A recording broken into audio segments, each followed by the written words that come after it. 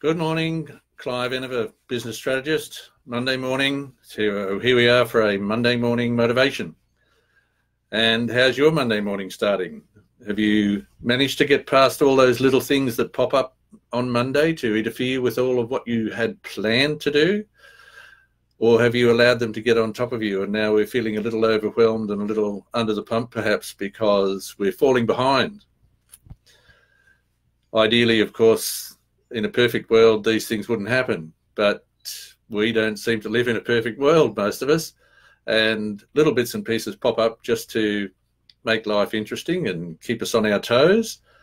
So how can we best overcome that? Well, we've just got to plan for the unexpected so that when the unexpected happens, it doesn't overwhelm us and we are able to cope with it. But what I really wanted to talk about this morning was due diligence, because I've seen a lot of comments on social media recently from people claiming they haven't received what they thought they were going to get from whoever the service or product provider was meant to be. And it's coming up so frequently that I figured maybe we need a little education in how to achieve the things that we want to achieve. So due diligence, what does it mean? It means doing research. You know, if we were in a warfare situation, we'd call it a reconnoiter. And we'd go out and check on what was happening on the other side. And we'd check what was happening on our side. So in business, ideally what we want to do is check what's happening. We want to be absolutely clear about what it is that we want to achieve in order for us to ask the appropriate questions of whoever the service or product provider is, so that we can have a reasonable opportunity of achieving the outcome that we want. Now, this comes down to planning. Funny how most things come back to planning. So when we plan to go out and obtain a service or a product from somebody, the first thing we want to do is we want to establish a criteria. What does establishing a criteria mean? It means, what do we want this service or product to do? What is it actually going to do for us?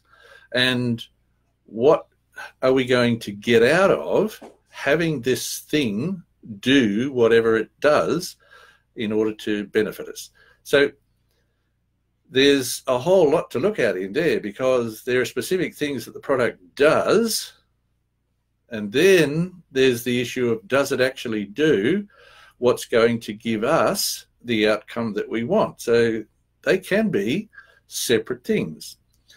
In order to have a really good understanding of what that means, I'd encourage you to look further and further back.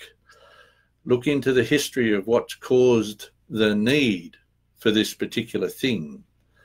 And in looking into the history of that, it'll probably tell you what outcomes you need. Then there's the outcomes that you want.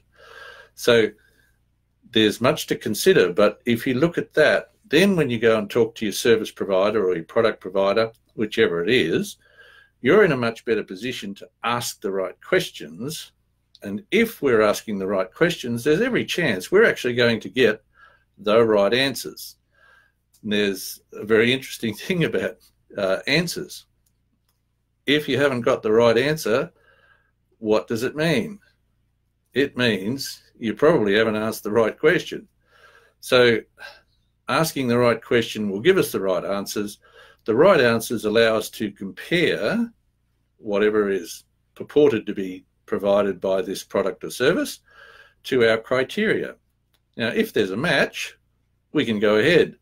But if there's no match, we can walk away, and it'll save this issue of, I didn't get what I thought I wanted. I didn't get what I thought I was going to get. Did we think we were going to get it because we decided that, or because the service or product provider told us we were going to get that? So let's look into these things in a good amount of detail, a lot of detail, in fact.